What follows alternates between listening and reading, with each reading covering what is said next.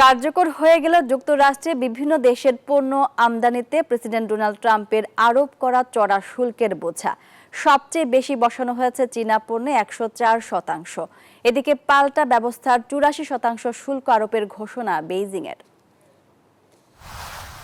যুক্তরাষ্ট্রের বিরুদ্ধে চীনের পাল্টা শুল্কের জবাবে 50% শুল্ক আরোপের হুমকি দিয়েছিলেন মার্কিন প্রেসিডেন্ট ডোনাল্ড ট্রাম্প। এর আগে বেজিংয়ের উপর আরোপ করা হয়েছিল 54% শুল্ক।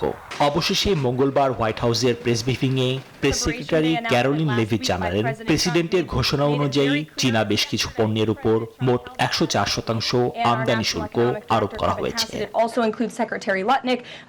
বড় ধরনের এই শুল্কের প্রশংসা করে একে যুগান্তকারী হিসেবে বর্ণনা করেছেন ট্রাম্প। তার মার্কিন দৃষ্টিভঙ্গির জন্য এটা খুবই গুরুত্বপূর্ণ ছিল বলে মঙ্গলবার সন্ধ্যায় রিপাবলিকানদের এক সমাবেশে মন্তব্য করেন প্রেসিডেন্ট। শুল্ক আরোপ করে প্রচুর অর্থ আয় করেছি আমরা। আমি সত্যি মনে করি যে শুল্ক পরিস্থিতি আমাদের অনেক সাহায্য করেছে, যা দুর্দান্ত।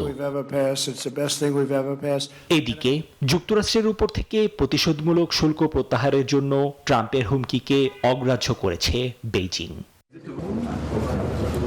ওয়ালটন আবারও মিলিয়নিয়ার অফারে ওয়ালটন ফ্রিজ কিনে আপনিও হয়ে যেতে পারেন মিলিয়নিয়ার। মঙ্গলবার মিশর সফরকালে ট্রাম্পের অর্থনৈতিক নীতি সম্পর্কে এক প্রশ্নের জবাবে ফরাসি প্রেসিডেন্ট ইমানুয়েল ম্যাক্রো বললেন, কখনোই এমন বিশৃঙ্খলা কামনা করেনি তারা।